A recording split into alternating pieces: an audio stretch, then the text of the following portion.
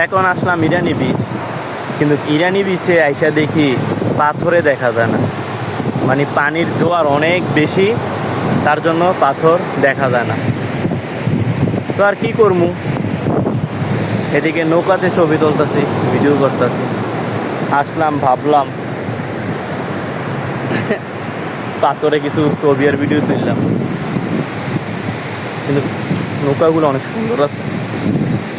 এগুলোর বলে কি বলে, সম্পান।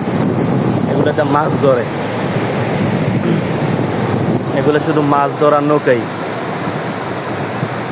এই যে আমার পিছনে যত্ন নৌকা দেখতেছেন, এগুলো সব মাছ ধরার নৌকা। এই যে